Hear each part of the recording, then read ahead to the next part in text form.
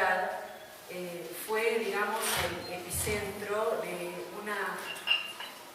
fuerte violencia y represión, no solo a partir del golpe de Estado de 1976, del 24 de marzo, sino en los años anteriores, en los años 1974 y 1975, cuando, después de una muerte del general Juan Domingo Perón, la derecha peronista, digamos, se hace cargo del gobierno y comienzan, digamos, a haber bandas parapoliciales que cometieron todo tipo de asesinatos y que obligaron, digamos, al exilio a muchos intelectuales. Eso es un poco para contextualizar la temática de mi ponencia. La Universidad Nacional de La Plata tiene una facultad de Humanidades y Ciencias de la Educación que es una de las facultades más importantes en cuanto a la formación docente en la Argentina, en cuanto al número de profesorado que tiene y al número de alumnos. La Universidad de La Plata es una institución que actualmente tiene aproximadamente 100.000 alumnos, es decir, es de las universidades públicas más grandes. Bueno, para situar el tema de mi ponencia, que se refiere a los dispositivos de censura de la producción académica y particularmente de la escritura académica, yo partí de algunas preguntas. La periodización que yo tomo es la que se corresponde con la dictadura cívico-militar en Argentina, es decir, entre 1976 y 1983. Las preguntas que yo planteé son las siguientes. ¿Cómo se manufacturó la política de exclusión de escrituras académicas? ¿Qué actores tuvieron participación en la construcción de tales políticas? ¿Cuáles fueron las tendencias ideológico-pedagógicas y los intelectuales silenciados en los planes de estudio de la carrera de Ciencias de la Educación? Entonces, en la ponencia yo describo distintas estrategias en torno fundamentalmente a la cuestión de la censura bibliográfica en las universidades y en particular en la Universidad Nacional de La Plata. Para situar, digamos, el tema de estudio, lo que me interesa señalar es que en la historiografía, desde hace bastante tiempo, se ha reemplazado la expresión dictadura militar por la expresión dictadura cívico-militar. Y esto tiene un significado profundo porque implica el reconocimiento de que los golpes de Estado no pueden haber ocurrido sin la participación de civiles, es decir, con un cierto consenso. Y en particular, cuando se habla de la participación de los civiles, en el caso de la universidad, estaríamos hablando de que hubo participación de grupos académicos que posibilitó, a través de determinadas labores ideológicas que estos grupos llevaron adelante, el apoyo y la consecución y el sostén del golpe de Estado, en el caso de Argentina me estoy refiriendo. Otra cuestión que me interesa señalar es un poco cuál es la perspectiva del trabajo, y la pregunta acá es, bueno, ¿cómo se puede explorar, digamos, la censura, en este caso, del material bibliográfico en las universidades? Yo tomo algunos antecedentes de investigadores argentinos, entre ellos un texto de Andrés Avellaneda, que ha hecho un estudio sobre censura, autoritarismo y cultura en Argentina entre el año 1960 y 1983, y él lo que plantea es que para entender la censura no basta con analizar los discursos que controlan y filtran lo que se puede y no se puede decir, sino que es preciso elucidar cómo es la organización del campo censor, cuáles son los mecanismos mediante los que se incluye o excluye a los productores de cultura y se autoriza y desautoriza la palabra. Así que esa es un poco la perspectiva de mi trabajo, no fijarse solamente en el aspecto más visible, que es el del control y la prohibición de libros, sino tratar de reconstruir cómo es la organización y la estructura que sostiene, digamos, la interferencia a la lectura de textos. Bueno, con referencia a lo que fue la dictadura cívico-militar en nuestro país, indudablemente que el proceso de censura bibliográfica hay que inscribirlo en una serie de supuestos que sostuvieron la intervención militar y que tienen que ver fundamentalmente con la llamada doctrina de la seguridad nacional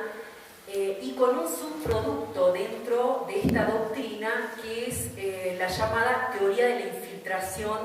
marxista, fundamentalmente. La teoría de la seguridad nacional, todos sabemos, fue, digamos, parte de la política exterior de los Estados Unidos en la época de la Guerra Fría, y la idea era fundamentalmente que los militares cambiaran su función para asegurar el orden interno de estos países contra lo que desde la teoría de la infiltración se planteaba como la infiltración del comunismo, que venía supuestamente a atacar el orden occidental y cristiano, entre paréntesis, en el cual debían referenciarse estos países. Bueno, bien, dicho esto, y ya entrando al tema de la represión cultural, que fue un punto nodal de la dictadura cívico-militar, esta se basaba también en una serie de supuestos que tenían que ver con una idea de subversión que iba mucho más allá de identificar subversión con los grupos armados que en la década del 70, en base a una serie de ideas de reconstrucción y liberación nacional, tomaron las armas. Entonces hay una idea de subversión más global y se habla de subversión intelectual también, y en ese sentido las universidades son identificadas como, digamos, uno de los nichos principales donde habría ahondado la subversión. Por lo tanto, en la estrategia global de represión cultural que construye la dictadura cívico-militar, las universidades van a ser un blanco central de intervención, ¿sí? Otra de las cuestiones que yo planteo en mi trabajo es que la censura de los productos culturales tiene, digamos, como dos dimensiones. Una es directamente la intervención sobre los productos culturales, tanto productos culturales generales como el teatro, la cinematografía, la televisión, etcétera, como en el caso de los productos culturales más íntimamente vinculados a la universidad, como puede ser la bibliografía. Junto con esa dimensión hay otra más directamente vinculada con los aparatos represivos del Estado, ¿sí? Con la participación de los servicios de inteligencia y de las fuerzas represivas del Estado en trabajos de censura de la cultura, ¿sí? Bien, a partir de este supuesto que yo asumo con Andrés Avellaneda, de que hay que explorar cómo se organiza el aparato censorio, me pareció interesante establecer cómo se articulaba el aparato de censura en Argentina durante la dictadura. Y allí lo que vemos es que hay un organismo central, que es el Ministerio del Interior,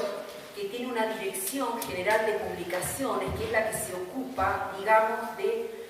la vigilancia y de la intervención sobre toda la circulación, venta de distintos productos culturales, y que también tienen participación distintos ministerios, ¿sí? El Ministerio de Relaciones Exteriores, también el Ministerio de Economía para controlar que no ingresen por la aduana ciertos materiales, y también el Ministerio de Cultura y Educación de la Nación. el Ministerio de Cultura y Educación de la Nación tuvo, digamos, una participación central en la censura cultural, no solamente porque los distintos ministros de Cultura y Educación de la Nación, porque hubo muchos durante la dictadura, dado que fue una de las áreas más inestables del gobierno, estos ministros aportaron a la construcción de un discurso de censura y además tuvieron una intervención directa en determinados momentos prohibiendo determinadas publicaciones. Es muy conocido que en Argentina, durante la gestión de un ministro de Educación, Juan José Catalá, se publica una obra, en realidad es un documento denominado La subversión en el ámbito educativo, conozcamos a nuestro enemigo. Este documento tenía como finalidad principal explícita erradicar la subversión en todas sus formas en el sistema educativo y se distribuía en todos los establecimientos de educación pública y privada. Había un diagnóstico en este documento, el problema central era la infiltración de marxistas en el sistema educativo, tanto estudiantes, pero sobre todo docentes de ideología marxista, a los cuales había que combatir. También otro hito es el desarrollo en 1977 de la llamada Operación Claridad, que por medio de tareas de inteligencia realizadas en toda la red estatal, desde el nivel inicial hasta la universidad, permitía concretar las llamadas listas negras de docentes que después daban lugar a las cesantías de profesores y maestros bajo el argumento de que eran factores potenciales de perturbación del orden. Esa era la expresión. Otra de las cuestiones centrales que hay que señalar es que el autodenominado proceso de reorganización nacional supuso dejar de lado la Constitución Nacional y los derechos que ésta garantizaba, entre ellos el derecho al ejercicio de la profesión, y nuestra Constitución fue suplantada por las actas fijando los propósitos y objetivos del proceso de reorganización nacional. Desde el punto de vista de las posibilidades de trabajo docente, esto tiene muchísimas implicaciones porque los objetivos del proceso de reorganización nacional consagraban una cosmovisión para nuestro país a partir de hablar de la existencia de un estilo de vida argentino definido en términos esencialistas. Este estilo de vida argentino se asociaba fundamentalmente con una cosmovisión occidental y cristiana y con un cristianismo conservador preconciliar. Entonces, cualquier docente, fundamentalmente los que eran considerados factores potenciales de perturbación del orden, en general eran los que se decía se alejaban de esta cosmovisión. Esto es el marco de referencia de todo el proceso de censura de los materiales bibliográficos. Bien, en mi trabajo yo exploro distintas dimensiones del proceso de censura que no voy a tener tiempo de compartir por una cuestión del tiempo disponible. Pero para pensar la censura del material bibliográfico en la universidad, hay que mirar la estructura y organización del proceso de censura más general. Y en ese sentido, yo en la ponencia exploro varios aspectos.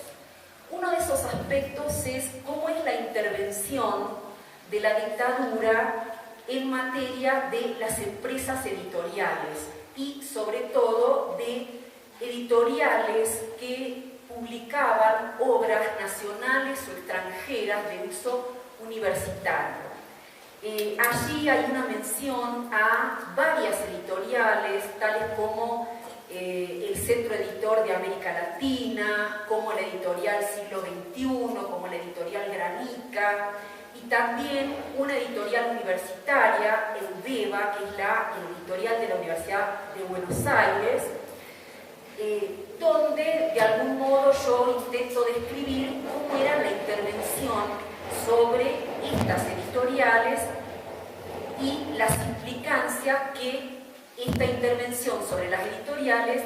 tiene sobre la interferencia de la lectura en las universidades. La intervención sobre las editoriales incluía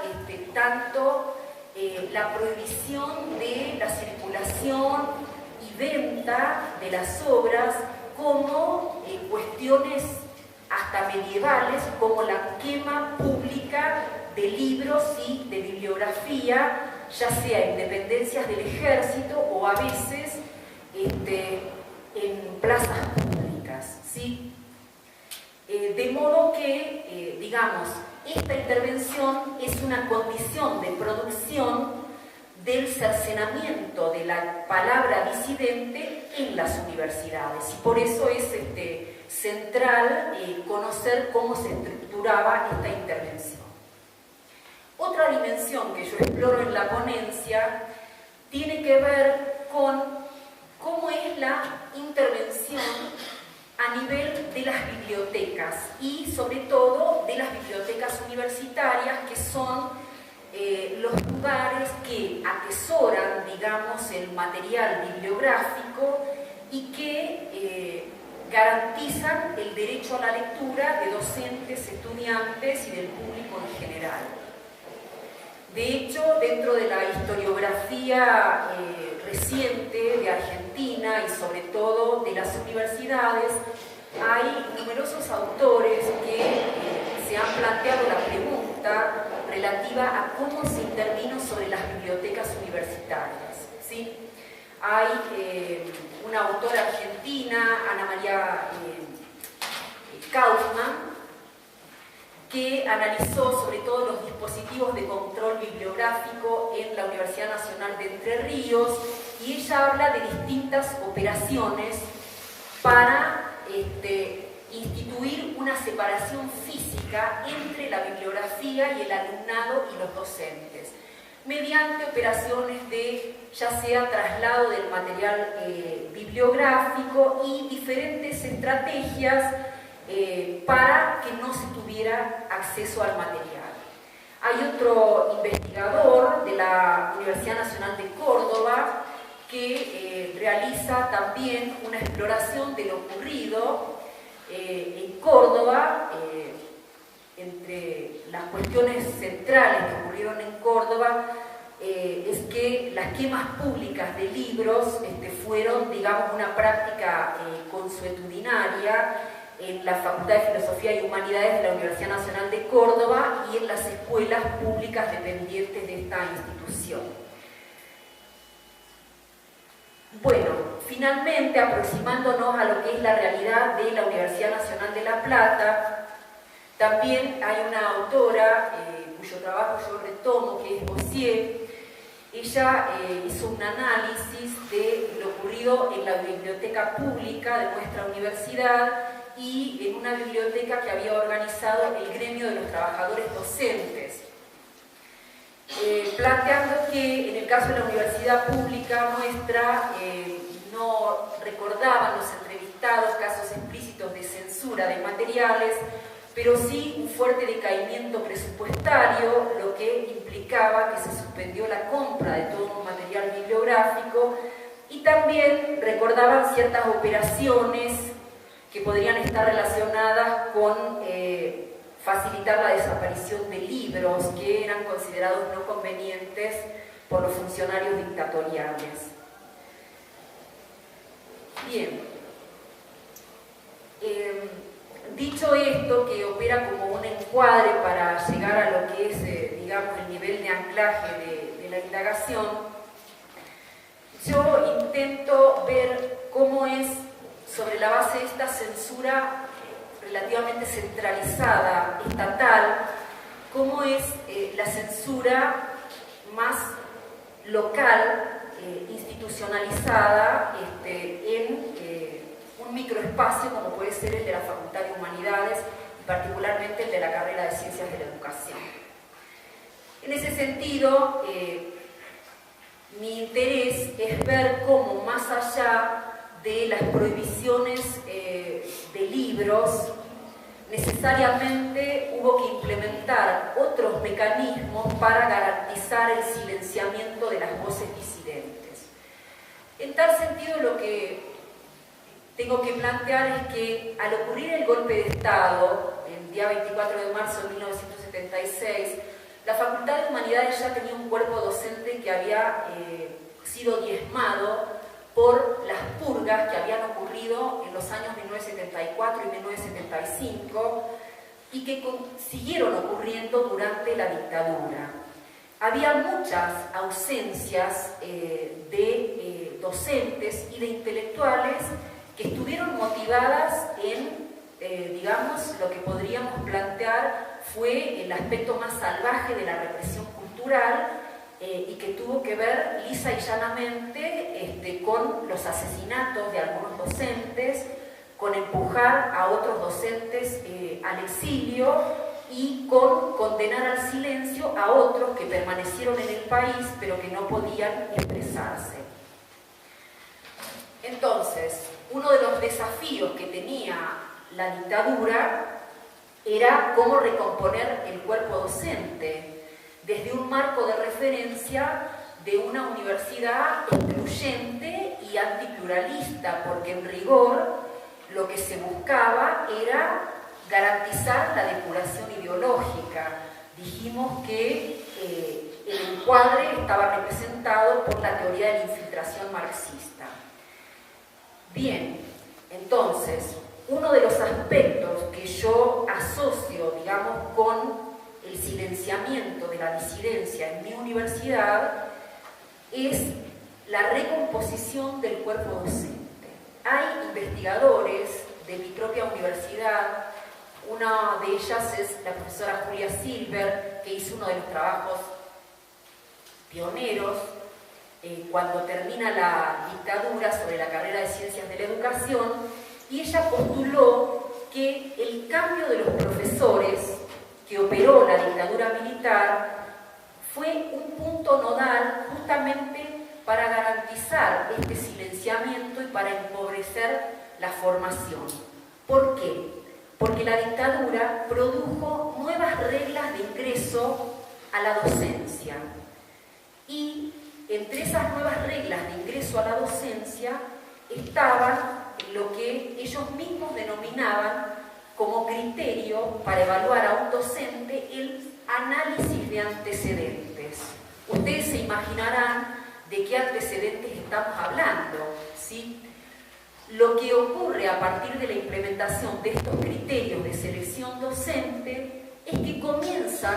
a cubrirse los cargos en las cátedras que habían sido expropiadas a docentes que tenían largas trayectorias, producción académica y un discurso crítico. Esos cargos entonces fueron cubiertos en muchos casos por docentes que ni siquiera tenían títulos universitarios o en otros casos tenían títulos terciarios.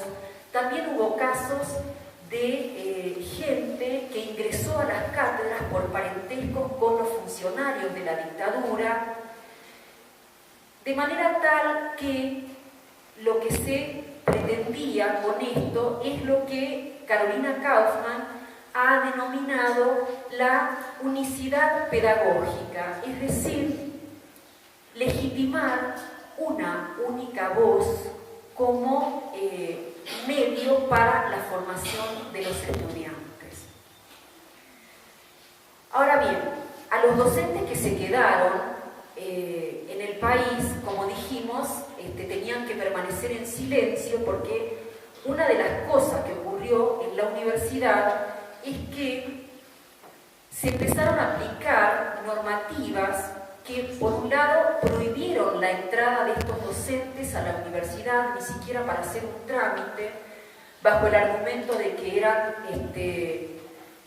potenciales factores de perturbación y que podían interferir en el reordenamiento institucional. Este mismo argumento es el que se utilizó para las cesantías, que después permitían los reemplazos con la gente amiga. También es interesante destacar que los docentes que se quedaron en la ciudad tenían, digamos, una clara conciencia de que poseer una biblioteca con libros de una ideología crítica comportaba un riesgo altísimo y que si los descubrían en esto podía irles la vida, la cárcel o el exilio. Y es así que hay muchas historias que se cuentan de docentes universitarios que, bueno, enterraban libros en sus casas, algunos los donaban a bibliotecas que por ahí no estaban vigiladas para que los pudieran preservar hasta que las condiciones políticas se modificaran. Otra cuestión que me interesa destacar es que complementariamente a estas nuevas reglas de ingreso a la docencia universitaria, los funcionarios de la dictadura en la Facultad de Humanidades instituyeron pautas para la elaboración de programas de estudio y para el control de los contenidos que los docentes daban en sus clases, ¿sí? Con respecto al control de los contenidos, por un lado había resoluciones que intentaron modificar todos los planes de estudio y nombraban comisiones asesoras encargándoles fundamentalmente el análisis exhaustivo de los programas de estudio, y complementariamente se instituyó lo que podríamos llamar dispositivos de vigilancia jerárquica sobre las prácticas pedagógicas. ¿Por qué vigilancia jerárquica? Porque los jefes de departamento debían elaborar informes sobre la orientación que los profesores le imponían a sus clases, y en una suerte de traslado de la lógica castrense al interior de la universidad, también estos jefes de departamento debían presentar cada fin de año una calificación anual del docente, y esa calificación anual del docente era utilizada para la renovación de sus cargos. Es decir, que este contexto represivo era generador también de autocensura y, digamos, el propio miedo, digamos, a la pérdida del cargo era un componente, digamos, central del cuidado en la bibliografía. Había también un control diario estricto de la práctica docente y fundamentalmente de los temas que se daban en clase. Se llevaban libros diarios de clase que los docentes tenían que firmar y tenían hasta un plazo de 10 minutos para dar cuenta de los temas que iban a dar ese día, y eventualmente el jefe de departamento podía ir a observar sus clases. De manera tal que esta vigilancia jerárquica debería ser considerado como parte, digamos, de esta estructura de silenciamiento y de control jerárquico de los contenidos y de la bibliografía.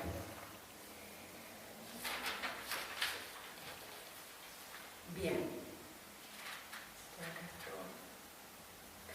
Bueno, otra cuestión sumamente importante en esta materia tiene que ver con que la dictadura también operó sobre las condiciones de producción y de reproducción del discurso académico. En el año 1977 hubo una cierta supresión de estructuras de gestión y de estructuras de investigación en nuestra Facultad de Humanidades. En las resoluciones de las cuales yo tomo, digamos, esta cuestión, no está argumentado por qué se suprimen algunos institutos de investigación. Pero es interesante señalar cuáles fueron los institutos de investigación que se suprimieron. Y entre ellos pueden mencionarse los institutos de estudios sociales y del pensamiento argentino, de lógica y filosofía de la ciencia,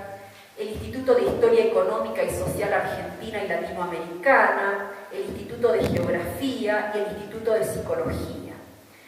Estas supresiones, en realidad, si uno tiene que conjeturar por qué fueron realizadas, creo que podría argumentarse que se trata mayoritariamente de institutos de ciencias sociales que producían conocimiento crítico y que también producían conocimientos relativos a problemas locales y regionales de nuestro país. Entonces parece plausible, digamos, pensar que estos campos disciplinarios eran considerados, digamos,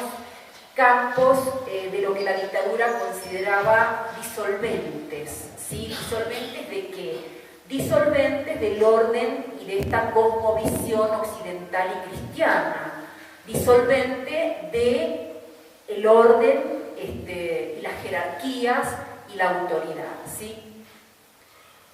Bien, voy a tratar de cerrar, aunque habría mucho más tela para cortar, comentando, digamos, bueno, lo que ocurrió en la carrera de Ciencias de la Educación es como, digamos, un estudio de caso de esta recomposición de la planta docente, de cómo se efectuaba la vigilancia jerárquica y se controlaba el contenido y la bibliografía para silenciar, digamos, las voces plurales que habían circulado por la carrera de Ciencias de la Educación en los años 70. ¿Sí? Entonces, para concluir, digamos, en este trabajo yo he tratado de ahondar en diferentes dispositivos mediante los cuales se llevó a cabo el silenciamiento y el control de las producciones académicas durante el periodo 1976-1983, correspondiente a la última dictadura cívico-militar argentina. En el trabajo asumimos que la manufactura de la política de exclusión de escrituras académicas tuvo un carácter complejo que va más allá de la prohibición de la bibliografía, que sin duda fue un rasgo crucial y visible, pero que constituyó un componente dentro de una estructura mucho más densa de coerción cultural. Nosotros partimos del supuesto de que la exclusión de determinados actores y discursos académicos de los dispositivos de enseñanza fue un elemento sustantivo de la política universitaria dictatorial, y el marco más amplio en el que situamos lo ocurrido en la universidad es la política de represión cultural que atravesó todo el orden social y por ende a las instituciones educativas. Hemos retomado investigaciones de distintos autores que nos permitieron avisorar cómo era la estructura de la censura y el alcance nacional que tuvo el aparato estatal de censura, así como sus articulaciones con la estructura represiva del Estado. Analizamos también la producción de un discurso público de censura y control de diversos productos culturales, entre ellos el material bibliográfico, proceso efectuado desde un encuadre ideológico que tuvo entre sus constituyentes a la teoría de la infiltración, un subproducto de la doctrina de la seguridad nacional. La construcción de este discurso represivo del pluralismo ideológico requirió sin duda la alianza entre militares y civiles, y en su elaboración tuvieron participación no solo miembros de las fuerzas castrenses, sino también civiles y dentro de estos grupos intelectuales y conservadores. Para finalizar, lo que quisiera decir es que parte del silenciamiento de estas cuestiones es que está muy poco investigado cómo fue la estructura de los grupos intelectuales de élite que dieron soporte con su participación activa a que estos procesos proceso, digamos, de silenciamiento de las voces disidentes realmente pudieran efectuarse. Como dijimos al principio, hablamos en la historiografía de dictadura cívico-militar. Entonces, un desafío para seguir investigando es justamente reconocer que hubo participación de grupos académicos en la producción de la censura y de la represión cultural. Y también quedan muchas preguntas y creo que sería interesante investigar cómo algunos actores que quedaron dentro de la universidad y que no trabajaron para la dictadura cívico-militar, cómo esos actores se posicionaron y pudieron ejercer alguna resistencia, aprovechar algunos resquicios para, digamos, que sus voces no quedaran del todo silenciadas y para plantear algún tipo de alternativa de formación académica de tipo crítico. Muchas gracias.